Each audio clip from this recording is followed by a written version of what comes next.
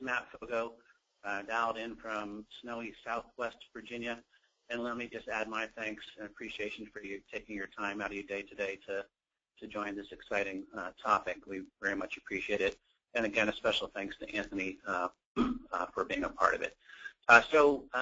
We are talking all about today grouping, pegging, and distribution, and how Dassian, as a product company, is enabling lots of capability and transparency around GPD. So I'm only going to speak to 2 or 3 slides, which will give everybody context as to who Dassian is today, how we're driving value into the marketplace or organizations such as yours.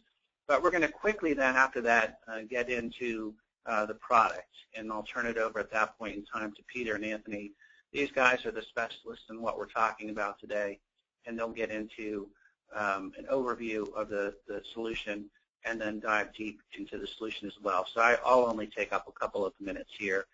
And then Peter will actually get into the system and demo live to an extent our capabilities. And we will have time at the end for Q&A. Again, thanks for joining. So let me just talk a little bit about the organization. We're going to go on to slide 7. And so we're Dassian. We're a product company. We've been in business for a long time, but about 15 years ago, we recognized the need to work in conjunction with SAP to augment SAP's capability in a very myopic and specific area, and that is any business that's product or project-oriented and doing business with the federal government and automating anything in the order-to-cash process, as well as program planning and controls, and as well as for manufacturers, everything around grouping, pegging, and distribution. So today, we're headquartered out of Scottsdale, Arizona. We've got some headquarters internationally in the London office, and we've recently just opened an office in Ireland. And we've got a very tight working relationship with SAP. We're a value-added reseller. But again, what we really focus on is augmenting SAP and going to market with SAP for businesses just like yours to automate all of the processes that you live and breathe with in terms of regulatory and compliance issues. Next slide, please. And the way you think about that and where Dassian and SAP work together is this swim lane diagram. And the way you read this is that anytime you see a dark green shaded box, those are the areas that, working with SAP, Dassian brings to market, either in whole or in part. So if you follow the swim lanes at the top, you as a project-oriented business doing work with the federal government know firsthand the need to correctly initialize your work breakdown structures as you might do that from an internal management view, or more often than not mandated by the contract vehicle itself. So we add in things like project types, contract modifications, funding levels, ceilings, and then we enable all of that to enable the order-to-cash process and things like billing downstream and producing 1034s and 1035s and DD250s, the ability to do retroactive rate billing adjustments. We also deliver a very robust and fully integrated program planning and controls, as well as earned value management tool set and a Microsoft Solutions by synchronous integration tool. We enable a contract or employee workforce authorization capability to prevent mischarging up front, which works with SAP's timesheet solution. And today we're going to talk about GPD. We also enable the ability to set up, calculate, and allocate any indirect rate scenario. We then give you transparency into target rates, actual rates, approved provisional rates.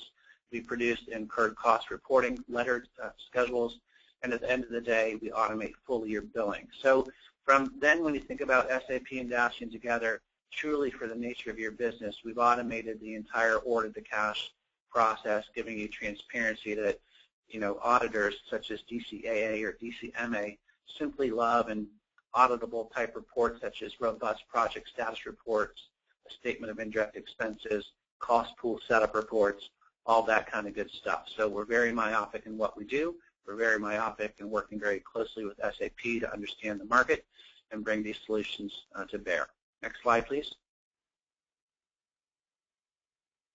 And so with that, you recognize maybe yourselves on this list of sort of this pedigree of clients, certainly not all of them, but we're very proud of our clients, and everybody, typically has delivered the same product, although through configuration, everybody might configure something slightly different. But these are types of clients that are similar to you in that they're probably product or project oriented. They're all, to an extent, doing business with the federal government. There's probably bifurcation or a mix of commercial and government work in here. Again, they're all project-type oriented businesses, and they're all gaining value from the SAP Dassian combination solutions. Next slide, please. And so with that, that's a little context of Dassian and our partnership with SAP and how we're driving value into the marketplace and what we do with SAP to go to market. That conversation could last hours. Happy to circle back with anybody who's interested. But as we said, we want to get to the meat of today's session. We're 10 minutes in. We're on slide 10. And I'm going to turn things over to Peter Kovacs. Thank you very much.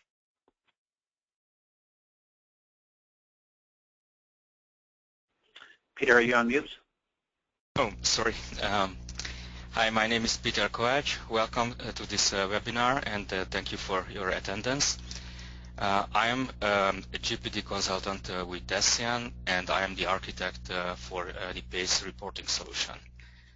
So, PACE is a robust reporting solution embedded in SAP, complementing SAP GPD functionality.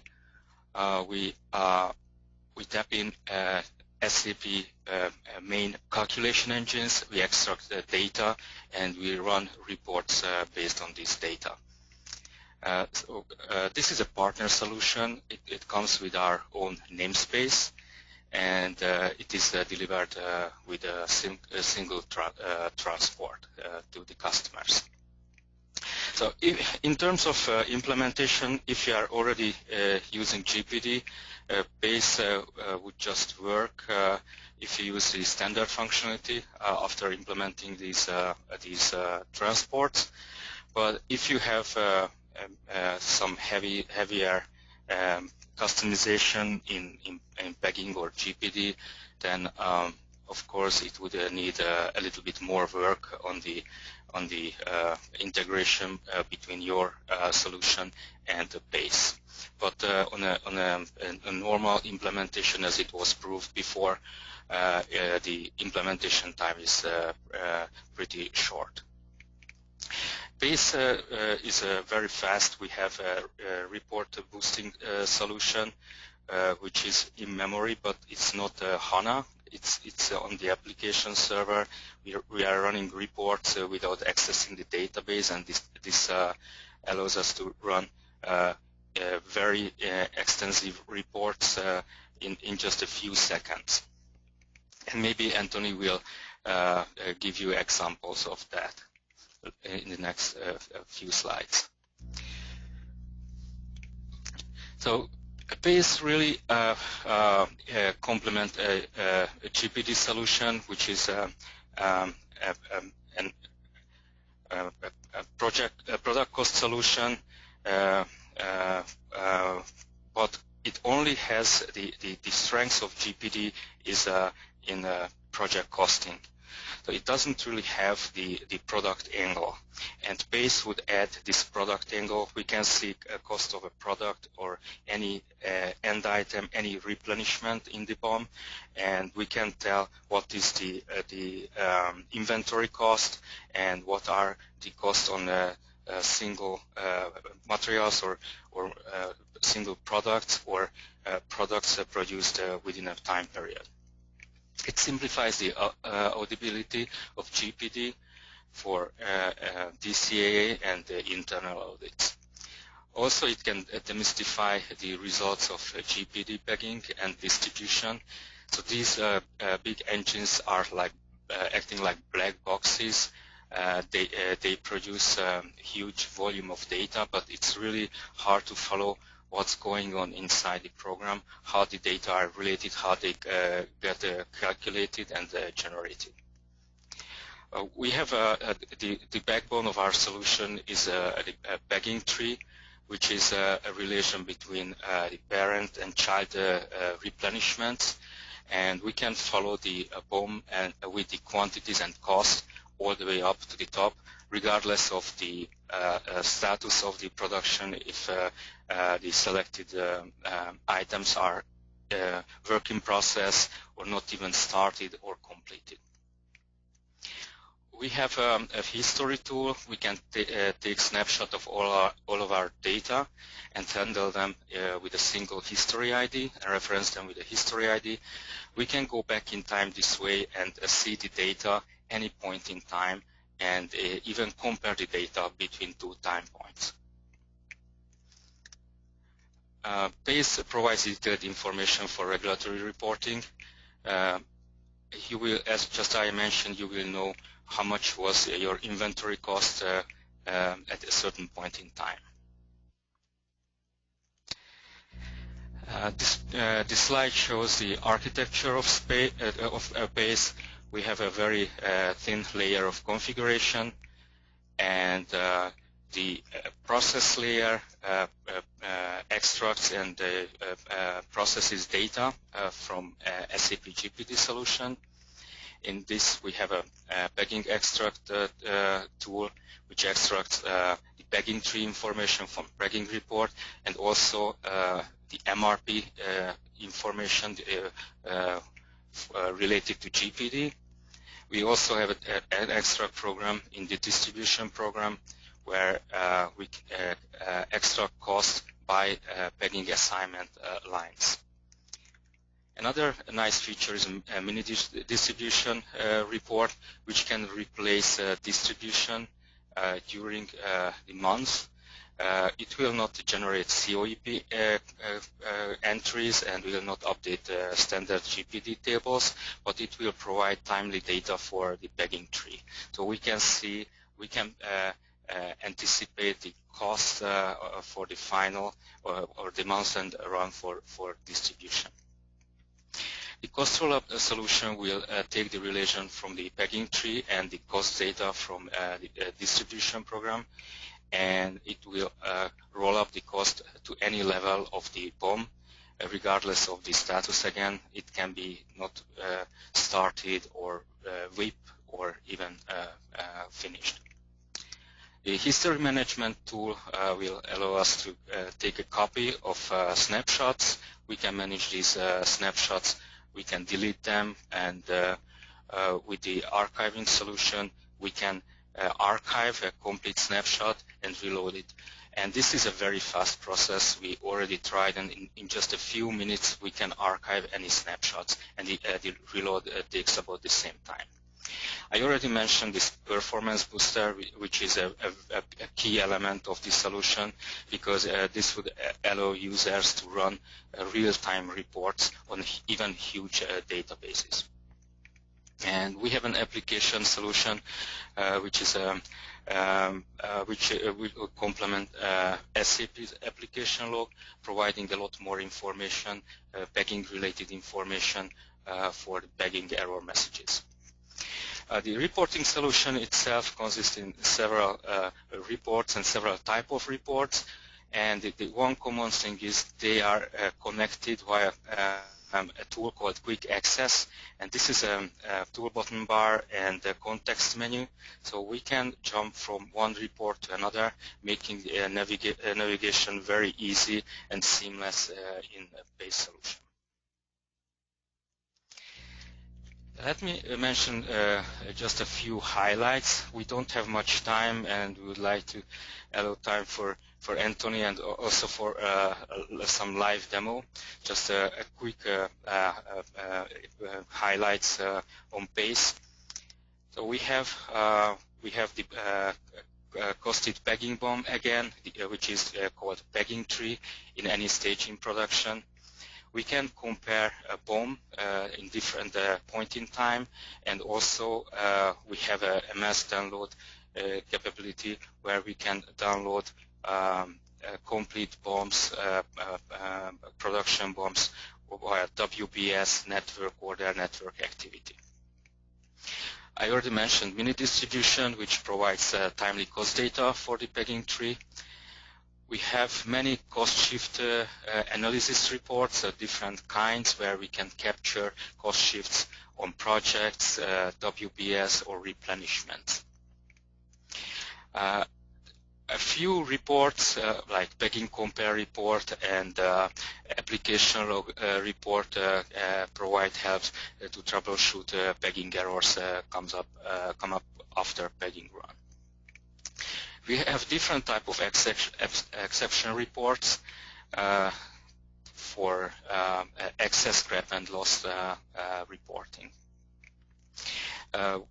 Another important feature is the inventory aging report. We can see the true cost of the inventory in buckets, both quantities and values per project, WBS and material, and even group. And we can do this, we can compare the inventory between different snapshots, and we can download it to Excel.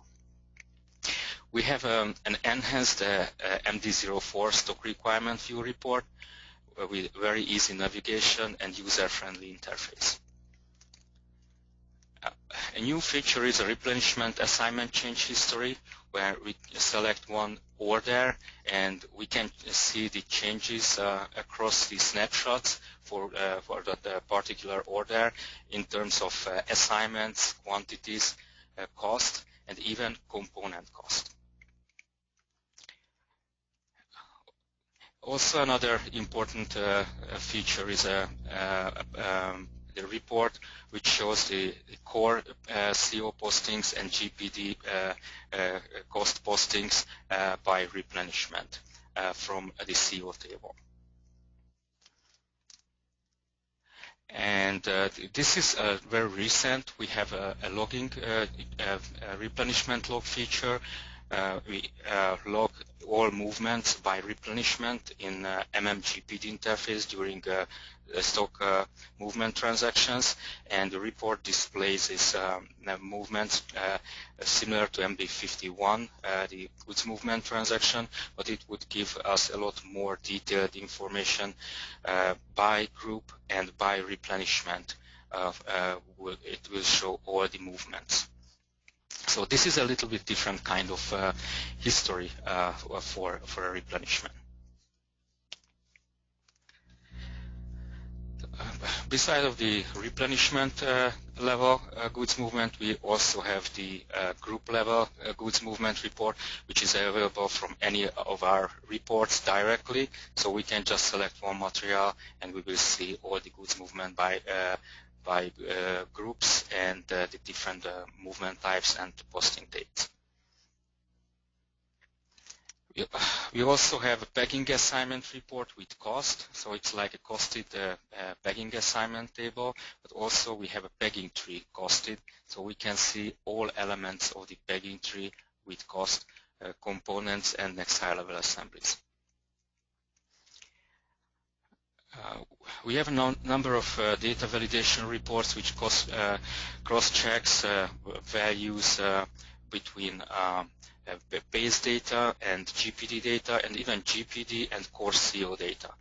I have to mention the group balance report and the distribution cost consistency report, but we also have the pegging tree consistency report and the pegging variation consistency report.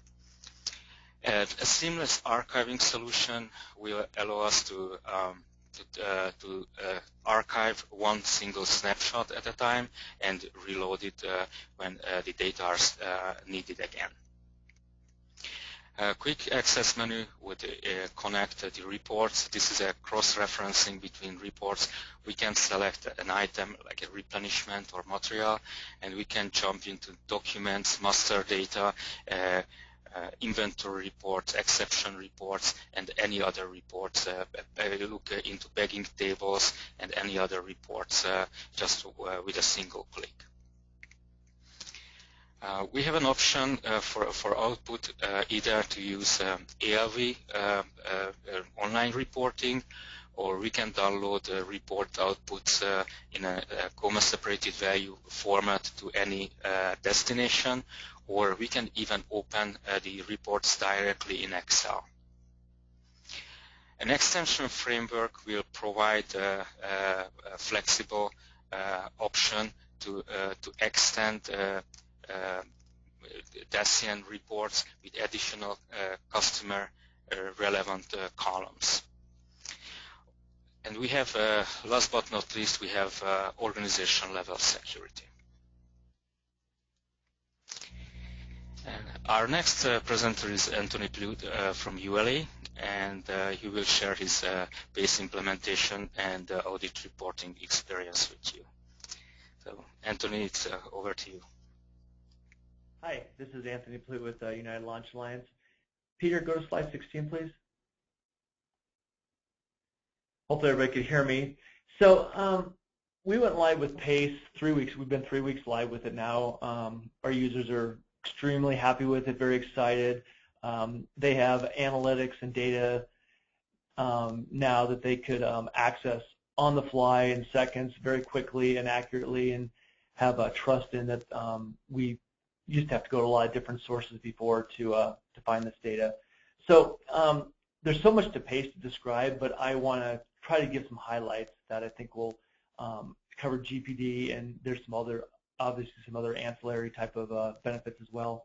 So the first thing at ULA, we're very focused. I mean, not strange, but we're very focused on costs. And I mean, ultimately at the end of the day, cost is king. That's what shows up on your bills. That's what you know. That's what the, for example, during a DCAA, DCMA audit, they're going to look at your costs, and then they want to basically see, you know, what are the sources of those costs. PACE is excellent at answering those questions. So here at ULA, we have a grouping strategy that I would call is more project-oriented. It's not like a nested grouping strategy, but it's very project-oriented, where we have groups separated by Atlas versus Delta, being the Atlas rocket versus the Delta rocket, and also they're very they're separated by the type of contract under that Atlas or Delta rocket, the type of contract or mission, and then it's very that project has, you know, different assigned WBSs for different, you know, parts of the rocket that go into you know, making the rocket. So the business is very focused through the audit piece on the cost of what is made, you know, the cost of going to making the rocket. So to get the insight into that, we over the years we created multiple ABAP reports, SAP ABAP reports, and we wanted to, I mean, to try to answer that question, you know, if they give us this cost and say, okay, I see this cost on this assigned WBS element, where did it come from? So we created these reports, decided to say, okay, it came from a production order, it came from a purchase order, you know, was there multiple purchase orders that made up that cost, purchase order line items, was there multiple production orders, you know, did it come from a subassembly, was it a make part, stuff like that. So we put together all these, we created these complex ABAP programs to ultimately answer those questions, to say, you know, to support, you know, this is the final cost objective and here's how we got to it. And the thing was, we came up across is GPD is a very powerful but complex solution that SAP has delivered. So here at ULA, for example, to really understand GPD, you have to have knowledge of production planning, logistics, project systems, as well as the controlling module. So you have to have solid knowledge of all four of those modules to be able to say, from MRP, from my supply and my demand, how do I answer that, and how does that relate to all the costing, you know, our logistics, our material transactions, how does that all come into play with like pegging and distribution and the cost at the end of the day? So we would try to create ABAP reports to answer that. And the way I looked at it was you would always have like an equation. You have like A plus B plus C equals your answer, and a simple algebraic equation. And it seemed like we could answer A and B or A and C, but it seemed like it was really difficult to find that common, say like the A plus B plus C, but the B was like, for example, hard to find a commonality in that equation to where you can actually build a report to link all those areas of SAP together. So we could always answer part of the question through the reports, but through our own reports, but we can never get to the final question. And then even with that, we always had exceptions at how we did our business, or maybe how we did batch management in an MM, or there's always something that threw a wrench in the gears of how the report. So you always had, you could look at the report and say, yeah, this is good, but oh, but you got to, forget about this 10% of these items are exceptions. So we're always dealing with that. So you'd always get a partial truth, is how I would put it. Another thing that was really tough is if somebody asked about dependent and independent requirements, that could be really tough as well because, your pure ULA or independent requirements are either on a network activity or even a planned independent requirement or a PIR. And the PIRs were brutal to try to figure out, where does that show up in the supply and demand, and how's the cost roll up to that? How is the WBS inherited down to the lower level components? So and these ABAP reports just couldn't quite answer all that. So as the one piece mentions, GPD gives us the one source of truth, or I'm sorry, not GPD, but PACE gives us that one source of truth for the GPD costing data. And as Peter described, he's came up with the concept of this PACE pegging tree, and then ultimately this PACE cost roll-up, which basically gives you that one source of truth. It's a very powerful set of programs that Peter's developed. And I know I'm throwing a lot of information out there, but I'll try to start kind of talking about maybe a few specific items that have helped our people. So, so we looked about like exceptions.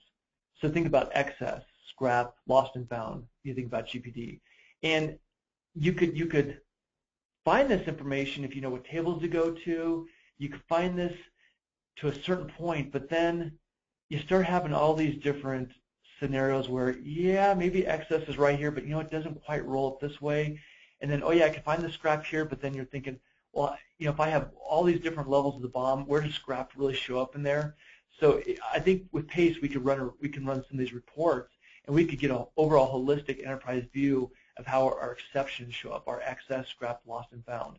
So the cool thing is that with PACE, as Peter mentioned, you could run these daily snapshots, and you could run these the pegging tree assignment, the cost roll. You could run it daily if you want.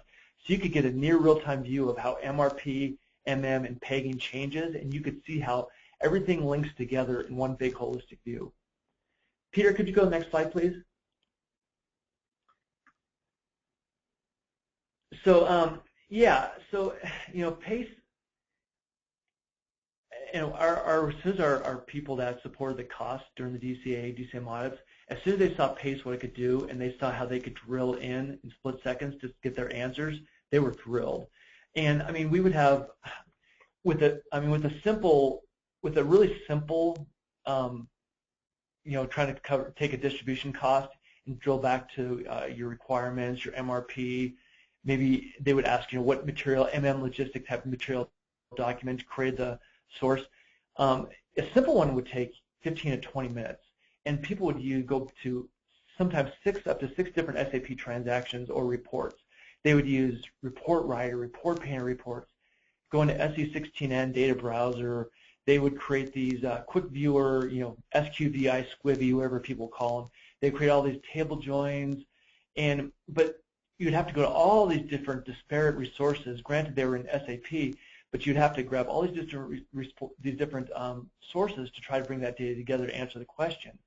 And then you'd have to have, then it was very confusing. Of course, the auditors would be like, well, wait a second, you're doing this, and sometimes they'd start begging more questions than was really needed. So, so for example, you may have a make part that may have, 5, 6 purchase order line items that roll up to it. Well, trying to find all those 5 and 6 that roll up to it, you could get there if you knew what you're doing, but it would take time and effort, and it was painful. And then you have to double check, and then you have to go to some other person that maybe you're working in tandem with somebody else, and they would all double check their work. So it was taking a lot of time to get through these accounting system audits, as well as like the MMAS type of audits. So what we could do with PACE now is we could say, what, I could give me one assigned WBS element. I could plug that into a PACE report, and within a matter of seconds, I could get all the components that basically have that assigned WBS that are part of that. So, and then I could see the relation. I can not only see all the assigned WBSs roll up to that, say, production order, purchase order, even up to like a network activity or planned independent requirement, but I could, I could get that I could see all the replenishments that roll up to that comment like a make order, and I could say, oh, I know it's these POs, and then you could drill in and you could see all the source, the COIN or the CO interface type of posting from like a goods receipt, as well as you could see all the requirement changes that triggered all the the pegging requirement changes that triggered all the different distribution postings, and you could drill into that through this common paste report and get your answer in a matter of seconds, which is of course very powerful. So I was talking to some of our cost accountants, like one of our key cost accounting ladies that really, she's the key GPD go-between the DCAA, and she says just during a routine, simple accounting system audit, she says she thinks this will save, and this is just with a pretty small sample, maybe 40, 50 items, she thinks this thing will save her probably 50 hours. Just her alone. We're not talking other people. Go to the next slide, please, Peter.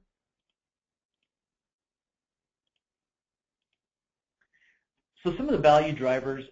So I'm going to keep on GPD, but I'm going to kind of, and we as we know, GPD, like I was saying, it touches so many different areas of SAP, of your ECC or ERP Central component. So one thing that was always asking questions is, how does plan stock fit into this whole scheme? So plan stock by in of itself is not GPD relevant when you receive it, but what happens is when you issue that thing to a production order or a network activity, or you post a group in WBS element to it, you do anything that a GPD type of indicator touches that plan stock, all of a sudden it becomes GPD relevant. So what would happen is the auditors would be like, okay, plan stock isn't GPD relevant by itself. It goes on the balance sheet. It's it's an inventory item. But then you're issuing it, and all of a sudden I'm seeing this thing hitting, it's hitting the CO module through distribution. So what Peter did was he has through the pegging tree, he's able to extend the pegging tree to accommodate, like for example, ULA, we had the questions, we issue plan stock up to a production order or network activity, and people want to know, well, how does that fit into GPD? Why is it getting cost? Well, now Peter could put that in the pegging tree and answer those questions. And as well as we have this cost roll-up, so we could see within the, you see within the BOM, you could see where the plan stock fits in the BOM. And one of the really powerful things with PACE that Peter touched on is he has this object cost report, and they used to always ask me, they're like, oh, how many levels of BOM do you have? And I never really could answer that question. We had a really good graphic modeler that understood the business real well, and he was spending all this time creating ETLs out of ECC and putting in this graphic modeling tool, and he was trying to manually create a BOM, to basically a BOM structure to do this. Well, I could put it in network order, because at ULA we create the network order, the network activities, and they explode the BOM downward. So we put this big network order in, and I could literally pull it in probably, I don't know, 5-10 seconds, and I was shocked. We actually had 42 levels of BOM that rolled up to that network order. So I was just like, wow, I thought we maybe had 15 to 20, but I saw 42 levels. I was shocked. I didn't know we had that many levels. And maybe some of the MRP controllers, maybe they knew that better than I did, but I had no idea we had that many levels of a bill of material that rolled up to a network order. So that was pretty cool. Also, PACE has a lot of reports that give you really good visibility across plants and grouping WBS elements. So if you do a lot of plant-to-plant transfers, you have STOs, you do group-to-group transfers, that can be pretty difficult to analyze and to prove out. I mean, the plant goes over here, the ownership group changes from group A to group B to group C to D. Well, PACE has reporting that shows you the current ownership group, the current ownership plant. It shows you where the materials are sitting at this point in time, literally on that particular day. So that's a really cool benefit of PACE. Better visibility into demand and sources of supply. So as Peter was saying, I mean, there's a report that shows the life of a replenishment. You could take a replenishment element and you could see all the all the replenishment elements and how they all link together. So you think of like the parent-child relationship. You could see level 5 of the tree goes to level 4 to 3 to 2 to 1, and you could see that relationship in one report, and you could drill up, drill down, in very quick detail and the detailed screens. So it's really a really cool engine in that respect. One thing I always think of too is MD04. I mean, that report has been around for 20 years, and I think the people that use it get used to it, but I've always had a hard time with it. I think it's very hard to understand. You know, it shows you all your supply and demand, but you got to drill into it to see how this rolls up to that. Then it's like, okay, so let's say I'm 10 levels down the BOM, and I want to see how does this roll to the next level. So you got to put in the material, the plant, you know, and drill back up. So with PACE, you have now a common report called Stock Requirements Report. You can put in the highest level of that BOM, and instantly it'll show you through the Stock Requirements Report everything that rolls into it, down 10, 15, 20 levels, and you can see, and it's not with like MD04, you had to just put in one plant at a time. You could see all the different plants, a pegging plant, an MRP plant if they're different, but you could see all those different levels and how they roll up to each other. And not only that, but you could see the costs in one holistic view. And then if you want to drill in, you could see, you know, the FICO cost, you could see the CO distribution costs in one quick view. So, and one thing was really cool, we had a heck of a time trying to see those PIRs or planned independent requirements, and now we could, once we, through these cost roll-up and these different reports, we could see how all these independent requirements, you could see it at the top level, and then you could see how everything below it, no matter how many levels you have, how it all inherits that assigned WBS down to the lower level. And so you get like really good visibility. You're like, oh, so that's how it works. So it really educated me on the planned independent requirements. And as I say at the very bottom, people would spend hours of data mining, and now they could get out of the data mining business and they could get into the analytics business and actually decision-making business and answer their audit questions as well as their make business decisions much more quickly. And as Peter mentioned, he has a performance booster. He uses the shared memory on the application server, which is so much more powerful and quicker than you know, trying to do the read from the disk. So it's very powerful, very read optimized. Next slide, please, Peter. So yeah, some implementation highlights. You know, the project took 4 months, but some of that was because we were in between the holidays. We had Thanksgiving. Once you hit December, especially mid-December, you start losing a couple weeks because of the holidays. It took 3 months, but we easily could have done this it took 4 months, but we easily could have done it in 3 months. One funny comment is, literally our first week of doing unit testing, we had all our testers in the room, and they were checking out PACE, and we're in a test environment, and we're like 2 days into testing, and they were like, we want to roll this to production next week. And I'm like, we can't just go from unit testing to production. I mean, you could, but we're like, we really have to go into our user acceptance testing client, document test results, do all the type of governance that you need to do. But these guys were like, literally wanted to roll it into production within like a couple days because they were using the test environment, which was a refresh of maybe it's about 3 months old, a refresh data. They're actually using the test environment to answer their production questions because they did not have that good capability in production to do that. So it was really interesting to see them using the test environment to not only test PACE but also answer their production questions that they had pending. Some key things is you need to be on the most updated. You need to be running the new pegging program or PEG-AL2. That's a key one. One thing with us, which I think made PACE a quicker implementation as well, is our GPD solution is very standard. We have very limited customizations in our pegging baddies. We don't use breakpoints. Our exception handling is very standard, so that makes implementing PACE easier. I would say there's so much capability in reporting and analytics in PACE that most of the time spent is just testing the reports. Just understanding the capability. If I click this button and this button, it's going to give me this output and understand the output. The data's all there. You just have to know, what reports at a high level does what. And it's really important for your people to really start with the easiest reports. Start with the simple. What's my key question I need to answer, and start with answering your key business questions, and start with the simple reports. And once you start getting a handle on that, the intuition starts kicking in. You start understanding how everything links together through the more complex reports.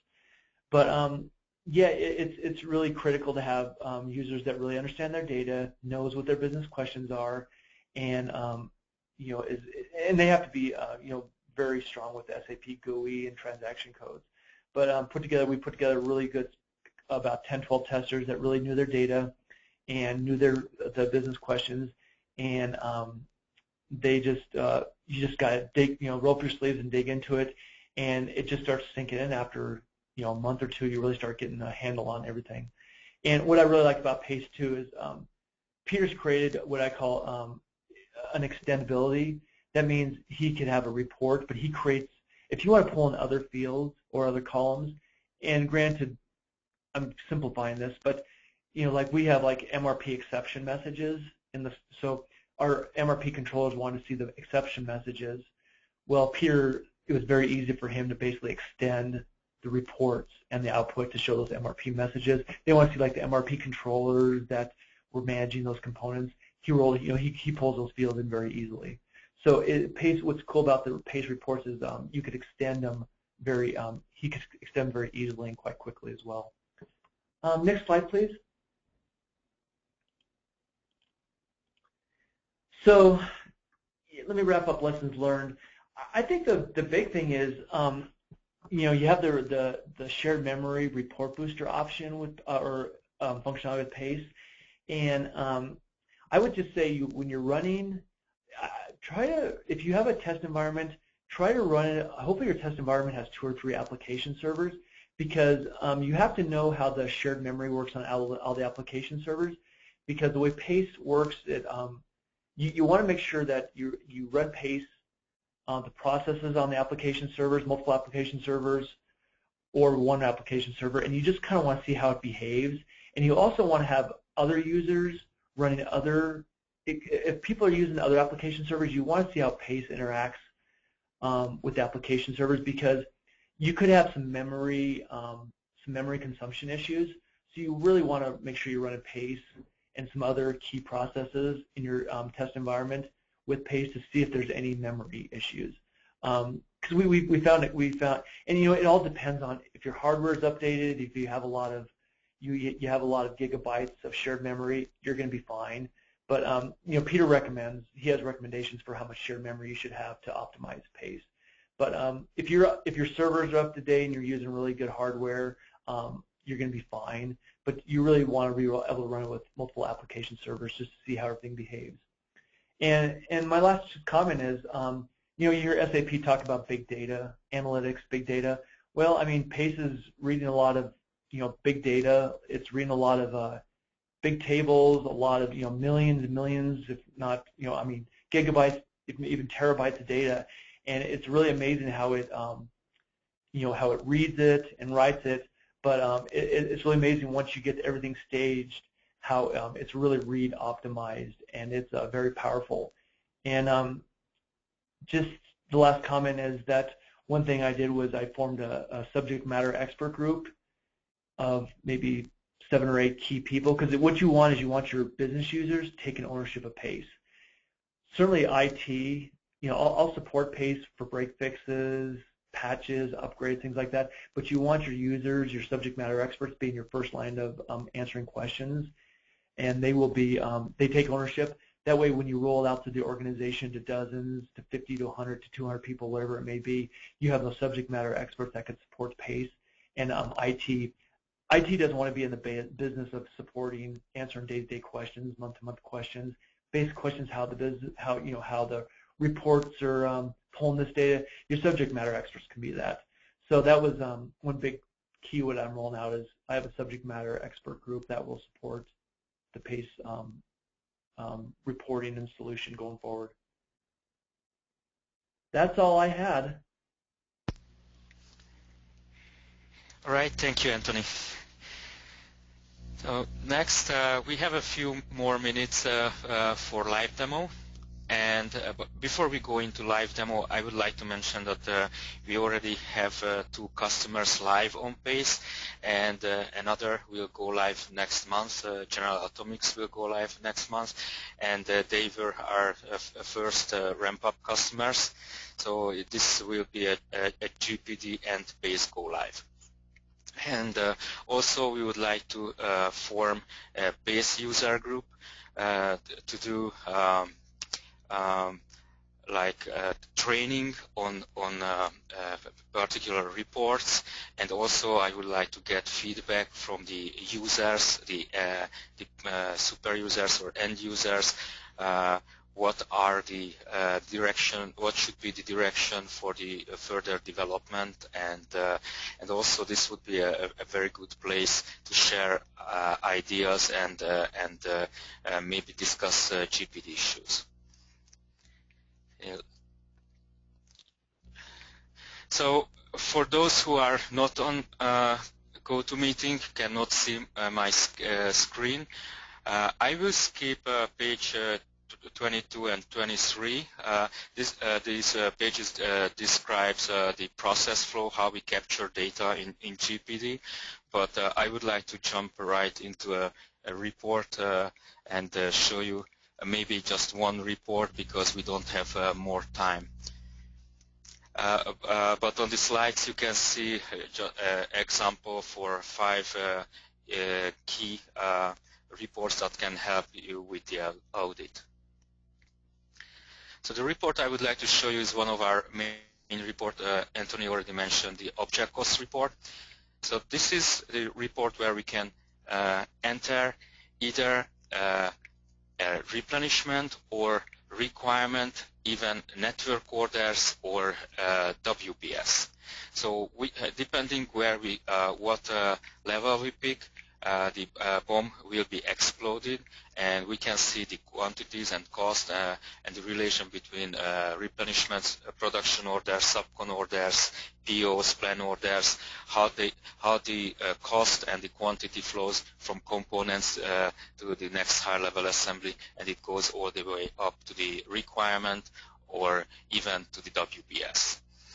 So we can use the source, the current snapshot, which is the last as of the last pegging run, or we can pull historical data by a snapshot ID, and we can check. We can select from any history still online in the system. But if they are not online, we can reload them, and then we can run the report on the archived histories as well. So let me select the current snapshot and show you one example with WBS.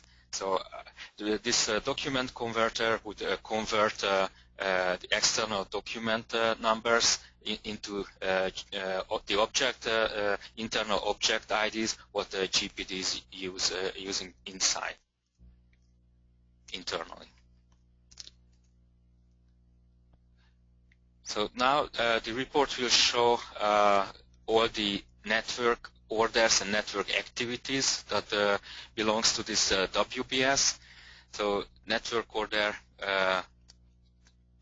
284 with 2 network activities and 1 network activity from network order 285. And if we open the node, we can start seeing the replenishments that go into the end item, which goes to the independent requirement, right? So the icons next to the document number would show the type of the document, and this is there is a pop-up where you can check the different type of the documents. It can be either production order, stock gain, purchase requisition, plan order, and so on and so forth. All the objects, all the replenishments and requirements that shows up in GPD. On the let me switch view to demo view, and here we can see the different levels of bombs what Anthony mentioned. we have the relative level depending where we select, and we also have the low level from MRP, the low level code, which shows the lowest level in the BOM where the material is planned. And now you can see on the notes we have document numbers, so we can see the relation between component replenishments to a next high level replenishment, but we can easily switch to a material view where we see the relation between materials instead of the replenishment. Also, this makes the navigation very easy. We can just select one item and see, because in GPD we have shared replenishments, so one replenishment, one order may supply multiple next high level assemblies and multiple projects. So with a drill up functionality, we can drill up to the next level, or we can drill all the way up and see where a particular replenishment pegs to. So this button will show us the drill all the way up, and now we can see this planned order. So this it came up in a separate window, and now we can see this plan order pegs to these network activities, and we can do a search, and we can easily find the planned order in the trees on this screen. Also, we can check real quick the pegging data, like for a production order, we can have like something in stock, so we can see the stock, we can see where the replenishment is a sender and where the replenishment is a receiver, so with the components and the next high level assemblies. Also, we can see the current pegging status. This report also shows the distribution data. So if we double click on the selected line, we can see the distribution data for the replenishment immediately. But not only that, but we can drill down to the CO postings. We can see the core CO postings or GPD postings as well. So here the RKL is the core, and GPDS is the business transaction for labor posting. We can also jump into the logistics and see the movements for the selected material. We can this menu is configurable. We can set up movement groups, like group-to-group transfers, stock gains, and issues, receipts, and so on and so forth. And you can include your own custom movement type. Let me show you all movements for this material. And as I mentioned earlier, we have this goods movement transaction by groups. So this is like an enhanced view of the ME51 transaction. Unfortunately, we are running late now. We only 3 minutes left from the presentation, but we are planning on scheduling a new webinar on the topic what is new in PACE, and we can probably do a little bit more online demoing, and we can do more question and answer as well. So Barb, please wrap up the... Thank you, Peter, and a special thank you to Anthony Plute from ULA for sharing his customer experience. We'd like to open the floor for questions now. If you have any questions, please type it in the Q&A window or raise your hand. And if you would like more information, there's some contact email addresses at the end of the slide deck, or you can send an email to info@dassian.com. And we'd be happy to work with you offline on perhaps scheduling another demo. So we thank you for your time today. We appreciate your attendance and listening to our presentation. And I don't see any questions coming through. Just another minute for any questions. Peter, maybe you can bring up the last slide that has the contact information.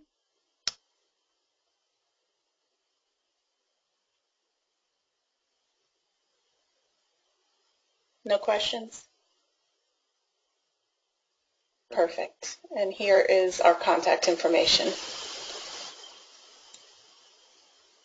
Matt, do you have a few closing remarks? Oh. Yeah, well, no, you said it well, Barb. Thank you, everybody, for attending. We got rushed here at the end. There were probably 10 or more slides we had wanted to cover. We did have about 75 folks registered, which represented over 40 unique clients, and we're happy to follow up one-on-one. Typically, a detailed, robust presentation would take two hours, but we're happy to follow up with anybody who would be interested. I believe we have a question on the line. Great. Kurt, your mic is open.